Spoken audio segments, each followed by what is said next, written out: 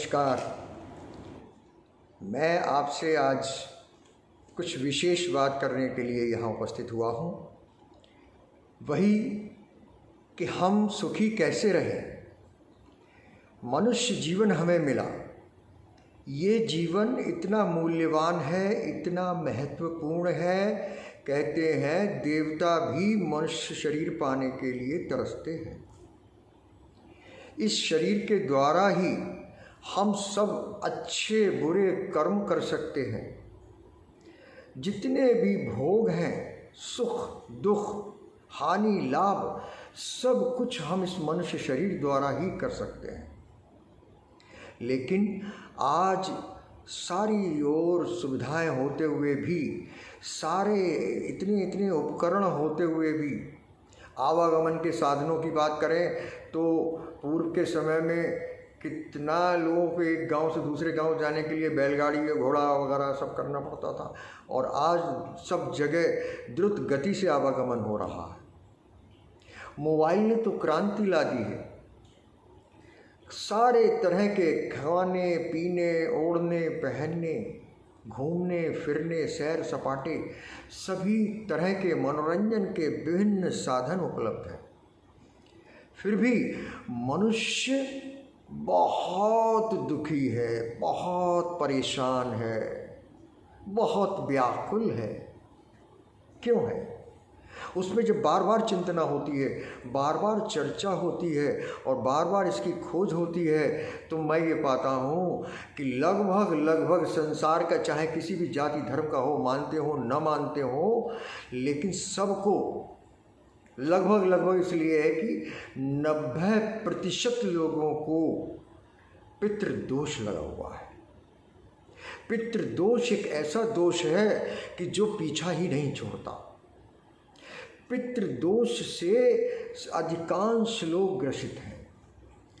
जब कोई कहते हैं, बहुत लोग का तो मानना है कि पितृदोष क्यों लगता है, कि भाई पितृ अगर कोई मृत्यु हो गई किसी की, तो उसका क्रियाक्रम ढंग से नहीं हो पाया, उसके श्राद्ध वगैरह ढंग से नहीं हो पाए, उसके जितने भी जो मरने के संस्कार थे वो पूर्ण रूप से जो है वो जाति के अनुसार जो विधान बताए गए थे वो नहीं नियमानुसार किए गए, तो वो आत्मा भटकती है।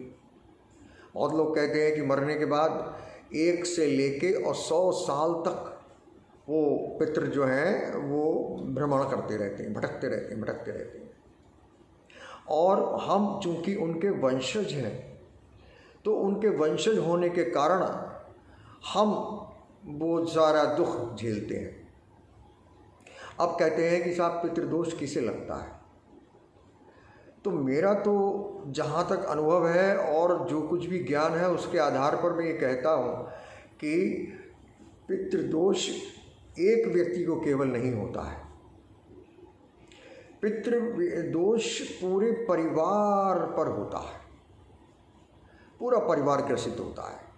परिवार के जितने भी सदस्य हैं वो कम ज़्यादा वो पितृदोष से दोषी हो ही जाते हैं। पितृदोष का दुख, पितृदोष का कष्ट उनको घेर लेता है, और वो चाहे साथ साथ रहते हों या कहीं कोई दूर नौकरी करते हों, अलग रहते हों, व्यापार करते हों, दूसरे शहर में रहते हों, मैं तो कह रहा हूँ विदेश में रहते हों, तो भी पितृदोष से वो उर्ण नहीं होते जब तक कि उसके निवारण के उपाय न किए जाएं, जब तक कि उसकी रोकथाम के उपाय न किए जाएं, पितृदोष लागू रहता है। अब पहले तो हम आके ये चर्चा कर लें, ये देख लें कि पितृदोष की हम बात तो कर रहे हैं और ये भी कह रहे हैं कि 90% लोगों को ये पितृदोष लगता है। तो पितृदोष के लक्षण क्या हैं, हम कैसे पहचानें? आपने कह दिया पितृदोष राहु का दोष होता है मेनली, लेकिन पितृदोष के लक्षण क्या हैं, कैसे पता लगे कि पितृदोष हमारे ऊपर चल रहा है? हाँ जी, ज्योतिष से जाके पूछें क्या करें? तो मोटी मोटी बातें एक बात समझ लेनी है कि वैवाहिक जीवन की हम अगर बात करें तो वैवाहिक जीवन में सदा तनाव बना रहता है। पितृदोष जिस घर में होगा वहाँ विवाह होने के तुरंत बाद ही छोटी छोटी बातों पे झगड़े शुरू हो जाएंगे। हाँ, तुमने गीली तौलिया यहाँ क्यों रख दी, तुमने गंदे कपड़े क्यों फैला के डाल दिए, तुमने ये नहीं किया वो नहीं किया, सारी चीज़ें बिगाड़ दी, अव्यवस्थाएं फैला दी, गिलास यहाँ नहीं रखा वहाँ नहीं रखा। छोटी छोटी बातों पर कहने का मतलब ये है कि परिवार में झगड़े होते हैं, परिवार में एकता नहीं रहती। जैसे कहते हैं ना बॉन्डिंग, एक अच्छी बॉन्डिंग होनी चाहिए परिवार के सदस्यों के बीच में, एक दूसरे को समझना चाहिए, एक दूसरे के विचारों को समझ के और उस पर अमल करना चाहिए। लेकिन विचार बाद में आता है, बात ख़त्म नहीं हो पाती कि झगड़ा शुरू हो जाए।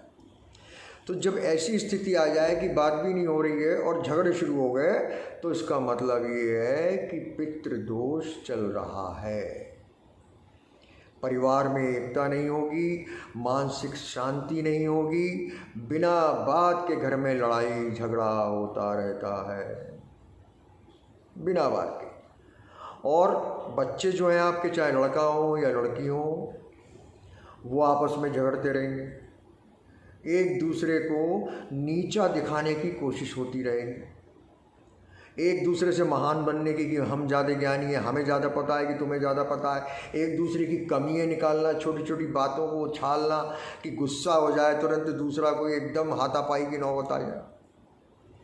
इस तरह की बातें यदि हो रही हैं तो समझ लीजिए कि घर में पितृदोष चल रहा है। इन बच्चों का तो थोड़ा बहुत दोष है कि ये विवेकी होते हुए भी ऐसी हरकतें कर रहे हैं, लेकिन ऐसी हरकतें करने को क्यों बाध्य हैं, क्यों ऐसा कर रहे हैं, उसके पीछे कहीं पितृदोष उत्तरदायी है, पितृदोष चल रहा है। वो अनुशासन में नहीं रहेंगे, आपस में मतभेद, लड़ाई झगड़े, एक दूसरे को नीचे दिखाना, ये तो बहुत कॉमन बात है। तीसरी बात ये है कि पैसा व्यर्थ में खर्च होता है। हाँ, एक तो ये कि हम कोई चीज़ें काम की लावें, व्यर्थ में पैसा बर्बाद होता है।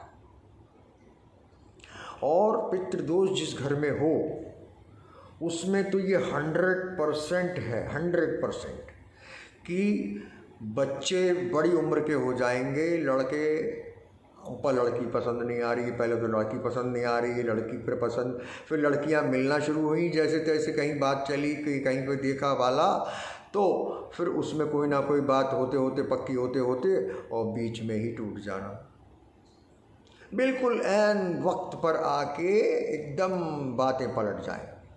यानी कि लड़का हो या लड़की, उसके विवाह में देरी हो। हाँ, पहले तो लड़की इनकार कर दे, ये ठीक नहीं, लड़का पसंद नहीं है, वो लड़का पसंद नहीं है, ये यहाँ का है या वहाँ का है, ये जॉइंट फैमिली का है या ये ऐसा है वैसा है, ये तमाम चीज़ें उठती रहेंगी और बात शादी की टलती रहेगी। यानी कि शादी का मसला हल नहीं होने वाला जल्दी। तो शादी विवाह में बहुत प्रॉब्लम आती है, बहुत प्रॉब्लम आती है। और शादी पक्की हो गई तो पता लगा टूट जाती है। हर मांगलिक कार्य, कोई भी मांगलिक कार्य होने को हो तो उसमें उससे पहले मांगलिक कार्य बाद में होना है, झगड़ा पहले शुरू हो जाता है कि ऐसे होगा, ऐसे नहीं होना चाहिए, इस दिन नहीं होना चाहिए, ऐसे होना चाहिए, किसको बुलाएंगे किसको नहीं बुलाएंगे, व्यर्थ में झगड़ा झगड़ा झगड़ा झगड़ा। और क्या लक्षण? वंश वृद्धि न होना। विवाह हो गया, कई साल बीत गए, 3 साल 4 साल 3 साल, अब वो कह रहे हैं कि मुँह छुपाने को कह रहे हैं कि भाई वो हम अभी चाहते नहीं हैं, अरे अभी हमारे ऊपर लाइबिलिटीज़ जो है वो ना, अभी हम ऊपर और नहीं ओढ़ना चाहते, अभी वैसे ही हम पूरी तरह सेटल लिए हुए हैं, घर हमारा कहीं है, हम रहते कहीं हैं, या कुछ भी बहाना हो, कुछ भी हो, कोई भी कारण हो, वंश वृद्धि न होना, यानी कि संतान सुख न मिलना, ये एक कारण है। नंबर सबसे पहला विवाह ना होना, विवाह में देरी होना। और नंबर 2 सबसे बड़ा कि वंश में वृद्धि न होना, संतान का सुख नहीं मिलता है। और मिल भी जाए, मान लो संतान हो गई, तो क्या होगा कि वो उसमें कोई ना कोई कज होगा। मान लो कोई विकलांग है, बचपन से ही बीमारी घेर ले रही है, हाँ, बचपन से बीमारी पे उसके इतना खर्चा हो रहा है, उसे किसी यूनिट में रखा जा रहा है और उसके ऊपर तमाम जो है वो बच्चे के साथ में सुइयाँ चल रही हैं, डॉक्टरी इलाज चल रहा है, दवाइयाँ चल रही हैं। तो और या उसके अंदर कोई कज पैदा होना, पैदाइशी कोई ऐसी चीज़ होना, ये होता है। और बच्चा पैदा होते ही वो एबनॉर्मल सा लगे तो समझ लीजिए कि पितृदोष है। और घर बीमारियों का अड्डा बन जाए, एक के बाद एक सही हुआ नहीं कि पता लगा दूसरा बीमार हो गया, उसकी दवा चल रही है, वो डॉक्टर के यहाँ कोई ना कोई खड़ा हुआ है, दवा लेने के लिए लोग खड़े हुए हैं, दवा में ही पैसा बहा जा रहा है। 500-500 के डॉक्टर की फीस, पर्चे, दवा, इंजेक्शन, जांचें, ये वो, हज़ारों रुपया दवा में खर्च हो रहा है, बीमारी का घर अड्डा बन गया है। तो समझ लो कि पितृदोष चल रहा है। बार बार दुर्घटना का शिकार होने लगे। अच्छे खासे जा रहे हैं, एकदम कुत्ता दौड़ पड़ा रास्ते में, अच्छे खासे जा रहे हैं, एकदम भैंस आ गई, कोई और किसी ने क्रॉस कर लिया, दूसरे की गलती से एक्सीडेंट होने लगे। तो समझ लेना कि यदि दुर्घटनाएं अनावश्यक हो रही हैं, छोटी मोटी चोटें लग रही हैं, चलते फिरते चोट लग रही है, पैरों में चोट लग रही है, तो पितृदोष चल रहा है। और एक लक्षण, नौकरी में तरक्की नहीं हो पा रही है। जहाँ तरक्की की बात आती है तो कोई ना कोई ऐसी फाइल खुल जाए, कोई ना कोई ऐसी बात उठ जाए, कोई ना कोई ऐसा कारण आ जाए, तबादला हो जाए कि आप परेशान हो जाए। प्राइवेट जॉब में है तो, सरकारी जॉब में है तो दिक्कतें। हाँ, जो आपके ऊपर, जिसके आप अधीन हैं, और आपके ऊपर जो भी अधिकारी है वो आपको बेमतलब में बुला के परेशान करता हो, तो जान लेना कि पितृदोष हमारे परिवार पर, हम पर है, हम उसके भागीदार हो गए हैं, पितृदोष चल रहा है। और व्यापारी अगर हैं तो पता लगा कि आपने अच्छा लोगों को माल सप्लाई किया है, खूब अच्छे ऑर्डर मिल गए हैं और समय पे सब काम हो गया है, लेकिन पेमेंट उसने रोक ली। लास्ट मोमेंट पे पता लगा कि वो पेमेंट ही नहीं आ रही है, तमाम बहानेबाजी शुरू हो गई। आपका पैसा जगह जगह यहाँ थोड़ा करके पैसा वो अटकना शुरू हो जाए। समझ लेना कि पितृदोष हमें घेर ले गया, हम पितृदोष से घिर गए, क्या करें। तो ये सब तो अगर बात हो गई। और हाँ, एक बहुत बड़ा एक राज की बात बता रहा हूँ आपको कि जो शादीशुदा लोग हैं, वो जिन घरों में पितृदोष होता है, वो कुछ ही समय में अपनी पत्नी से वो शारीरिक संबंध न बना के दूसरी महिलाओं, लड़कियों के फेर में पड़ जाते हैं और पत्नी के प्रति उनका रुझान कम होने लगता है, उसके प्रति तो बस एक फॉर्मेलिटी निभाते हैं और दूसरी महिलाओं और लड़कियों पर पैसा लुटाना शुरू कर देते हैं और उनके चक्कर में पड़ जाते हैं। पत्नी में उन्हें वो सुंदरता, वो जो मधुरता थी, वो कुछ ही समय में एकदम ख़त्म हो जाती है। ये बहुत बड़ा सीक्रेट मैं बता रहा हूँ और मैं इसका उपाय भी बताऊँगा। हाँ, क्योंकि मेरे पास तो आए दिन ऐसे लोग आते हैं, आए दिन ऐसे मेरे पास फ़ोन आते हैं और प्रॉब्लम्स होती हैं कि ऐसा हो रहा है, ऐसा हो रहा है, ऐसा हो रहा है। और जब उसके पीछे खंगालते हैं तो वो पितृदोष उनका चल रहा होता है, पितृदोष चल रहा है। तो क्या करें अब? हम क्यों पितृदोष में फंस गए साहब, ये तो बताइए। बेमतलब में साहब हमारा कोई लेना नहीं देना नहीं। तो भाई देखो, पितृदोष तो इसलिए है कि हम नंबर एक तो कि उनके वंशज हैं, पितरों के वंशज हैं। जो भी हमारे दादा दादी, नाना नानी, उनके भी पिताजी और उनके भी दादा दादी, नाना नानी, मामा मामी, जो भी चाचा चाची, जो भी नाते रिश्तेदार हैं, जो अब मृत आत्मा हो गए, तो हम कौन हैं? हम उनकी लाइनेज हैं, हम उनके वंशज हैं। तो वंशज होना ही सबसे बड़ा कारण है। और दूसरी बात, वंशज तो हैं, लेकिन साथ में हमारे भी कर्म ऐसे बेकार हो गए हैं, ऐसे ख़राब हो गए हैं, और हम भी ऐसे कृत्यों में फंस गए हैं, ऐसे व्यवहार करने लगे हैं, हमारी चिंतन शक्ति ऐसी निचले स्तर पे आ गई है कि वो पितृ कुपित होने लगते हैं। उन पितरों को ये उम्मीद है कि भाई कम से कम हमसे गलतियां हुई, ये तो भाई धरती पे है, ये तो कुछ सुधरे, इसके अंदर तो कुछ ऐसे गुण उत्पन्न हो कि जो कुछ अच्छे कार्य करे, अपने लिए पुण्य अर्जित करे, परिवार के लिए एक संबल बने, परिवार का नाम रोशन करे, अपने अंदर तेज और ओज उत्पन्न करे, ताकि वो ये तेज हमें मिले, हम भी तर सकें। भागीरथ ने कहते हैं अपने पितरों को तारने के लिए कठोर तपस्या की थी, तभी गंगा जी पृथ्वी पर आई हैं। हाँ, भगवान शिव की कठोर तपस्या की उन्होंने, भागीरथ ने, एक टांग पे खड़े होकर। किसके लिए? पितरों के लिए, कि मेरे पितृ तर जाएं। वो कथा बात कभी विस्तार से बताऊंगा, आप सबको पता भी है। हाँ, तो पितृ क्या है? पितृ हमें देखते हैं, क्योंकि हम जिंदा इस समय उनको प्रतिनिधित्व कर रहे हैं, उनके रिप्रेजेंटेटिव हैं, वर्तमान की पीढ़ी हैं हम। तो हमारे कर्म कैसे हैं कि हम अपनी, अगर हम स्टूडेंट हैं तो पता लगा कि किताबें इधर उधर हमारी बिखरी हुई हैं, कोई हमारा मोबाइल का चार्जर कहीं पड़ा हुआ है, और हमारा तकिया कहीं पड़ा हुआ है, बिस्तर अस्त व्यस्त है, उठ गए, कभी हमने चादर नहीं झाड़ रहे हैं, समय पे नहीं उठ रहे हैं, समय पे खाना नहीं कर रहे हैं, समय पे स्नान नहीं कर रहे हैं, कोई धार्मिक कार्य नहीं कर रहे हैं, भगवान का स्मरण नहीं कर रहे हैं, आत्मचिंतन नहीं कर रहे हैं, कुछ भी तो नहीं कर रहे हैं। अच्छा, जो मनमानी आ रही है वो कर रहे हैं, जो मनमाना इच्छा हो रही है खा रहे हैं। हाँ, खाने के लिए भी से भी पितृदोष बढ़ जाता है। अगर हम कुभक्षण करें, अनाप शनाप खाएं, इज्जा पिज्जा ये वो, तो हमारे पितरों ने तो कभी जाना ही नहीं था।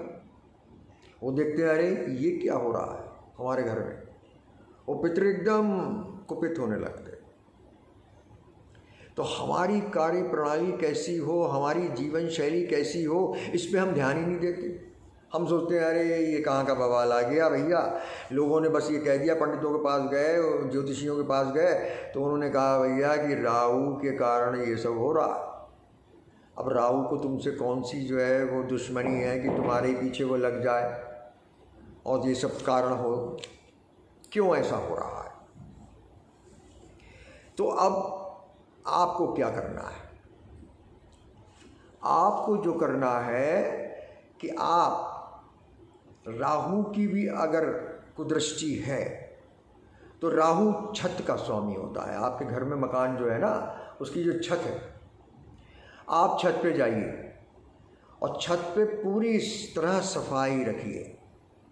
छत पे कहीं पे भी कूड़ा कबाड़ा कोने कचोलों में नहीं रहना चाहिए। सप्ताह में एक दिन आप पूरी छत साफ कीजिए।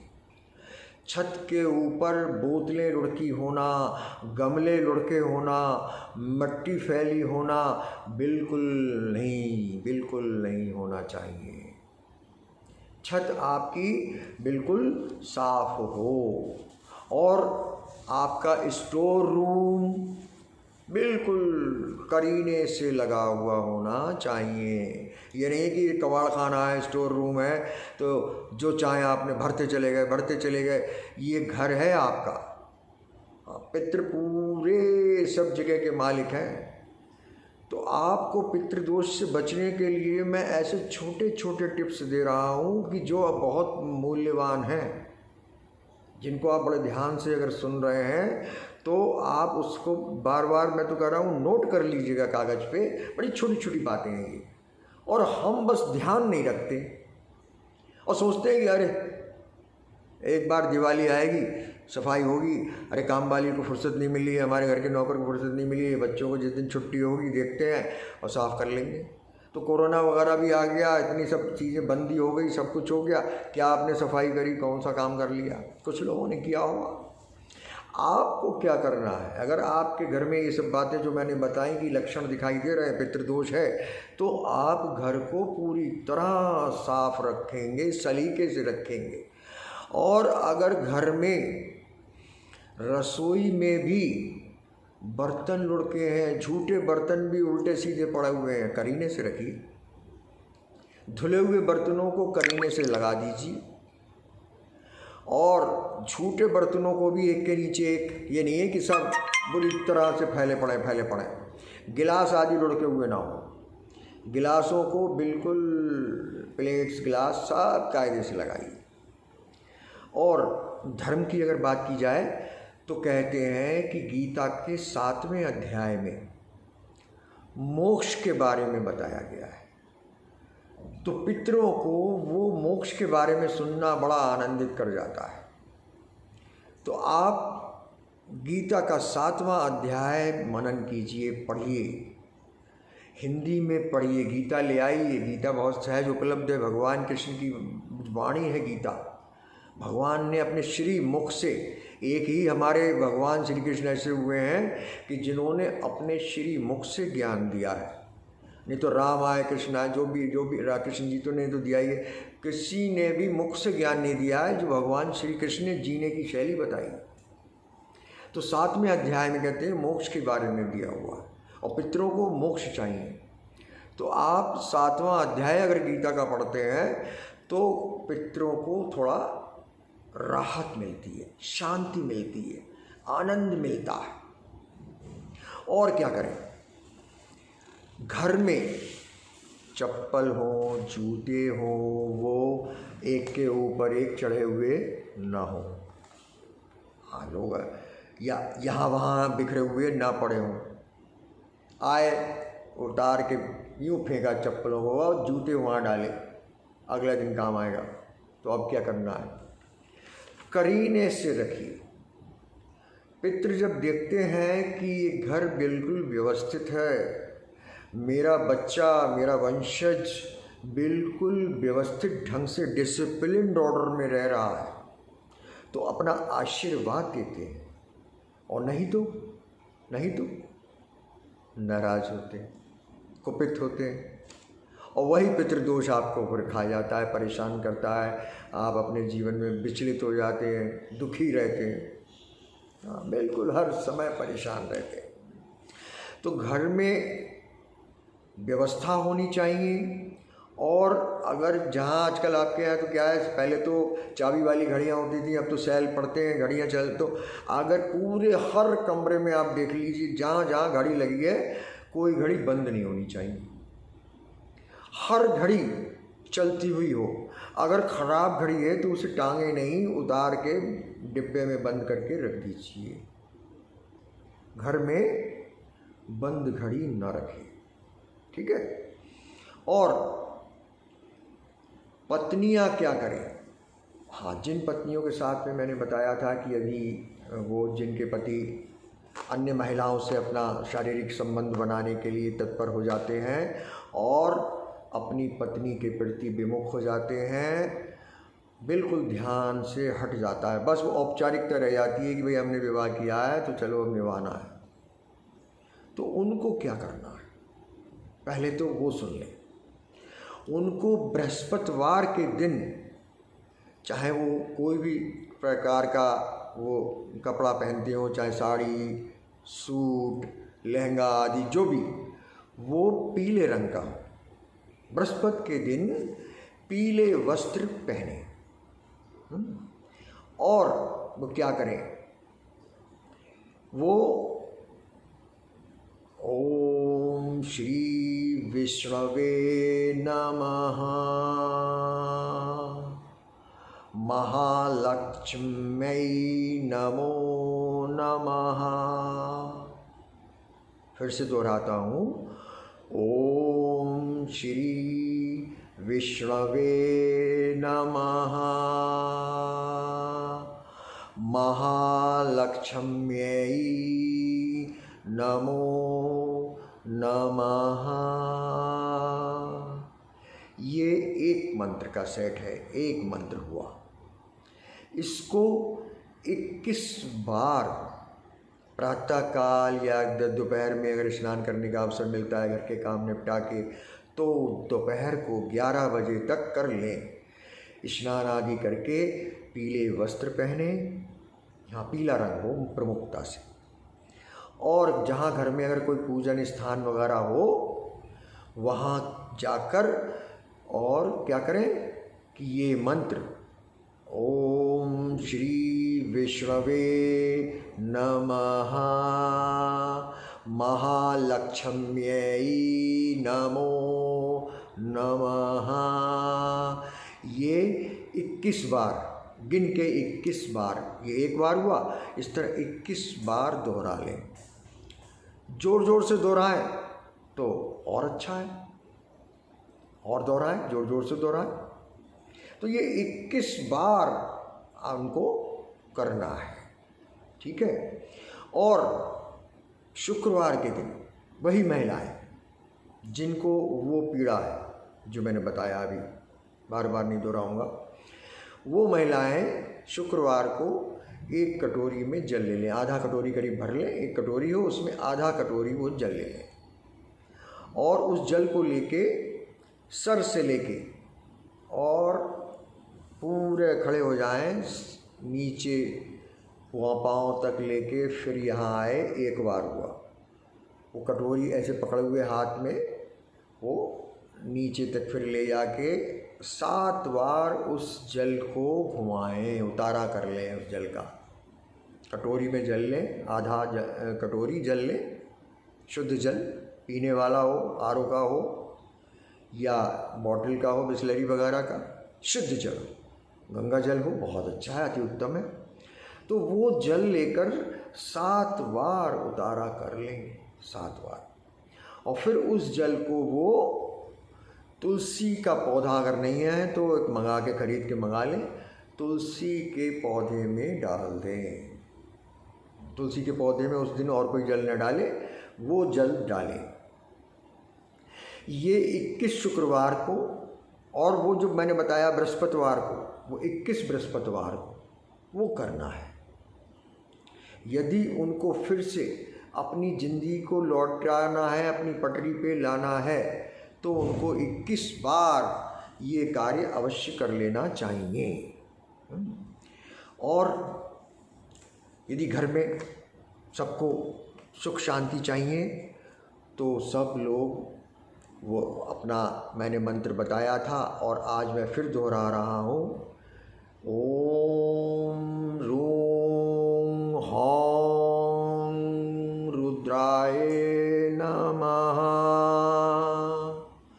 ओम रूं हौं रुद्राय नमः, ओम रूं हौं रुद्राय नमः। इस मंत्र का जाप करिए। ये शक्ति ने मुझे बताया है। बहुत लोगों ने मुझे फ़ोन किया, बहुत लोगों ने आग्रह किया कि इसको लिख के बता दें। नहीं मित्रों, मुझे शक्ति ने, मैं बोल गया था तो आवेश में आके सीधे मैं बोलता चला गया और मैंने सबको वो मंत्र बता दिया। तो अब शक्ति ने लिखने देने से मना कर दिया। अब जिसको सुनना है वीडियो में सुन ले, कान में बार बार लगा के सुन ले, स्पष्ट है, बिल्कुल स्पष्ट है। मैं लिख के नहीं बता सकता, लेकिन ये महामंत्र है, ये सिद्ध मंत्र है। इसको जो जपेगा उसको चहुमुखी कल्याण होगा। आप सबका कल्याण हो, आप सब सुखी रहें, इस भावना के साथ में मैं आप सबको प्रणाम करता हूँ, धन्यवाद देता हूँ। और एक बार आपसे निवेदन भी करूँगा कि यदि आपने मेरे चैनल को सब्सक्राइब नहीं किया है आप एक बार करना होता है। तो आप मेरे चैनल को बस कोई पैसा नहीं जाना है, सब्सक्राइब जहाँ लिखा है वहाँ पर आप दबा दीजिए और बेल को छू दीजिए। और मेरे इस वीडियो को अगर पसंद आया हो, मेरी बातें अच्छी लगी हो तो अपना लीजिएगा और इस वीडियो को लाइक कर दीजिएगा। धन्यवाद, आपका शुक्रिया।